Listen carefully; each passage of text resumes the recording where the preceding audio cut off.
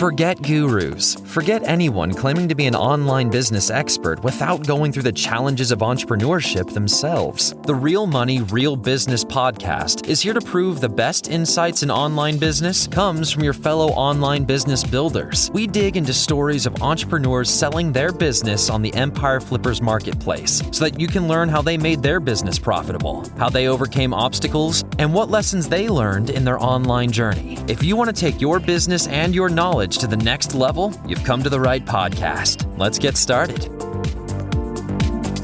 Hey everyone, welcome to the Real Money, Real Business podcast. I'm Lauren, and today we have Jack on the show. He's selling an Amazon FBA business on the Empire Flippers marketplace. Hey Jack, welcome to the show. How are you doing today? I'm doing great. Thanks for having me, Lauren. Awesome. Well, it's fantastic to have you on the show. Thanks for taking the time to do this. I'm really looking forward to learning more about your business. But before we dive in, let's go over a brief summary of it. This is an Amazon FBA business created in February 2017 in the home niche. The average revenue for the business is $31,945 per month, and it makes an average of $7,281 per month in net profit. The assets included with the business are Amazon product listings and a trademark. Please note that inventory is not normally included in the list price, but further details can be provided to unlockers who schedule a call with the seller. The Amazon Seller Central account is not included in this sale, and the migration of this business will be a listings transfer. For everyone listening, you can visit empireflippers.com/marketplace and search for listing number 60826 to learn more about this business. Or you can unlock this listing to start your due diligence if you're interested in purchasing this asset. So now that we know more about the business, let's hear from the seller. Jack, can you fill us in on your background in starting and running online businesses? Sure. So I started back in 2016, started with a beer beverage brand that we actually sold on Empire Flippers a couple of years later. During that time period, we were testing a few different types of SKUs, and we stumbled upon this niche and then a home decor niche as well, a rustic home decor niche, and that has turned into a really big business where this brand has kind of fallen to the wayside. So we've basically been now going for almost 7 years, building all of these brands and then selling off the ones that detract from our core rustic home decor brand. Fantastic. Yeah, it seems like you got a lot of experience in the industry. Have you always operated within the FBA business model? Yep, always. We've sold to stores and done Shopify stuff, but the vast majority of our revenue and profit have come from FBA. Okay, awesome. And what attracted you to the FBA business model over other e-commerce platforms? To be honest, it was just kind of what was in front of me at the time. And it was kind of a lucky strike. You know, back in 2016, 2017, it was not nearly as competitive. And so I had some early success there. And then as I learned more and got more experience, it got easier and just never left. Okay, great. I know you touched on this briefly, but what are the reasons that you've decided to sell this business now? So we're preparing for a much bigger sale of our rustic home decor company. And with speaking with buyers, they didn't want, the complexity of a bunch of different brands, especially this one's very unrelated to our core competencies.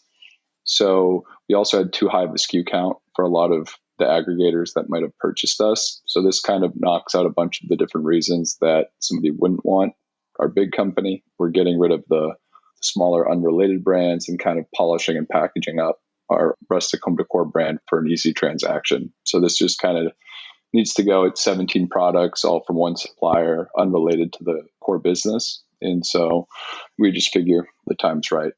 Yeah, absolutely. That makes a lot of sense. Looking back on your journey with this business in particular, what would you say was your biggest win since starting this business? The product selection was probably the biggest win. We haven't really faced much competition. It's kind of an obscure niche. We found a really good supplier.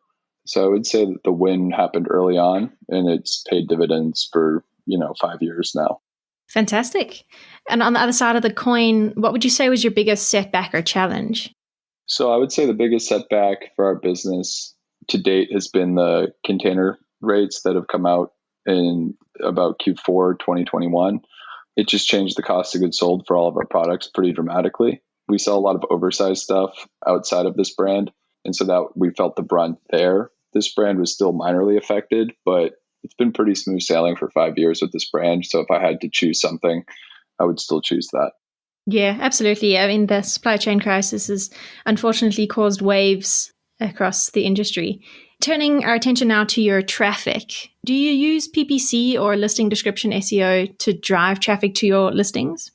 We use an agency and they deal with all of that. So I honestly, we just tell them to keep our ACOS under 5%. And as long as they do that, we don't really ask too many questions.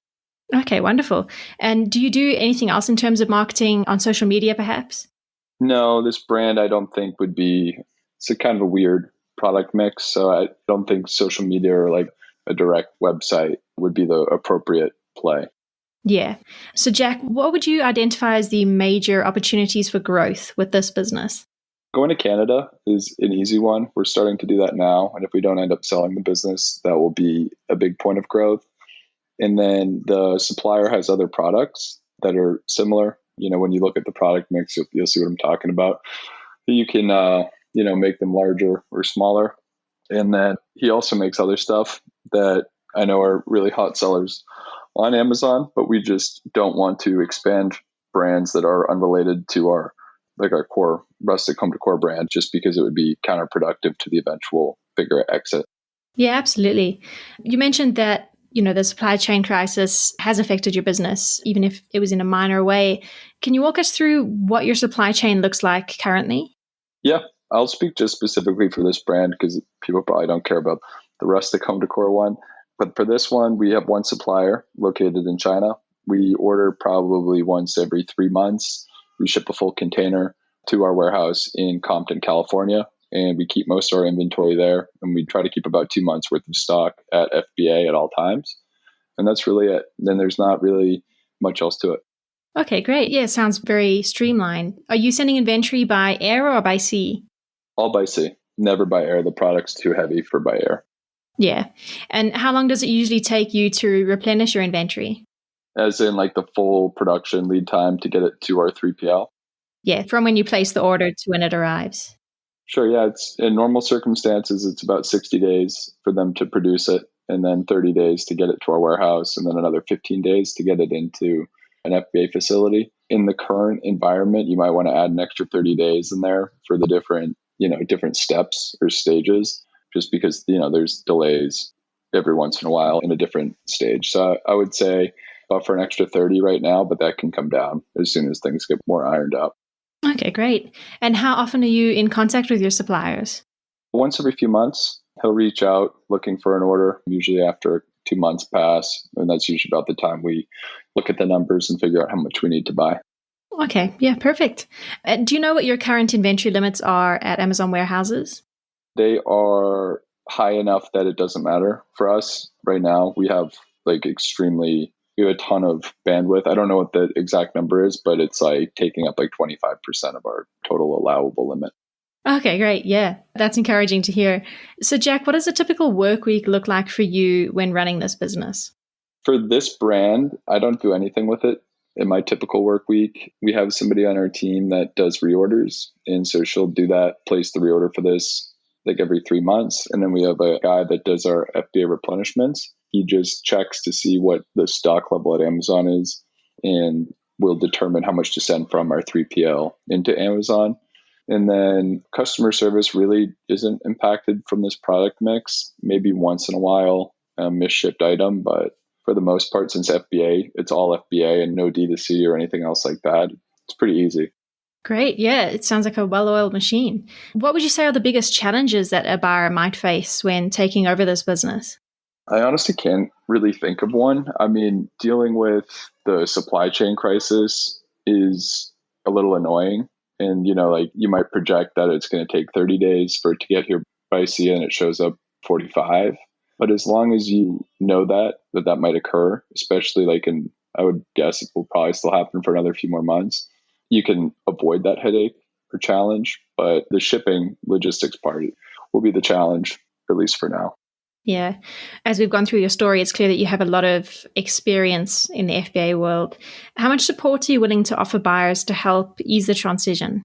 I'm offering, a weekly call for, I don't even know what I said, maybe 2 months or 3 months. But to be honest, I already know that they won't ever need that much support to run it. And that's kind of why I'm saying, like, sure, I can do that, but at some point we'll just be staring at each other on the call, without anything to really say, because it's not overly complicated. Really, honestly, as much as they need. I'm not going to train, we won't sell it to somebody that's brand new that needs a ton of, help, like setting up their account, etc. But if somebody has an existing Amazon account, and this would be a really nice addition to a portfolio company that isn't, mega focused on brand. Yeah, wonderful. When it comes to the sale of the business, would you be open to negotiating something like an earnout? Would be open to it, but we would definitely preference to a buyer that offered all cash. Yeah. And would you commit to a non-compete agreement? In the specific niche, definitely. Wonderful. Well, Jack, that takes us to the final question of the interview, and probably the most important one, which is, if you had to put yourself into the shoes of a buyer, why do you think your business is a business worth buying? There's a couple reasons. One is size of product. One is competition in the market. One is the pricing and supplier relationship that we have. And another is, I guess it all kind of boils down to the simplicity of it all. There's a lot of businesses that are mega complicated that you'd be looking at on Empire Flippers. And this one's just not. And the numbers show that story. And when you see what the product mix is, I think that will make a lot of sense. Fantastic. And is there anything else that you'd like to share with our listeners that I might have missed? I think you covered it. You had a nice range of questions there, Lauren. I think we're all good. Well, great. Thanks so much, Jack, for coming on and giving us a little bit more insight into you and your business. I think it's certainly going to pique a lot of buyers' interest. It's been an absolute pleasure to have you on, and I appreciate you taking the time out of your day. Awesome. Appreciate your time, Lauren. Have a good one. Thank you very much. All right, everyone. Thanks for listening. To learn more and see if this listing has already been sold, head over to empireflippers.com/marketplace and search for listing number 60826. If you're watching this on YouTube, click the link in the description to go straight to the listing. Once you've unlocked this listing, you'll be given everything you need to know about this business. So until next time, enjoy your digital journey.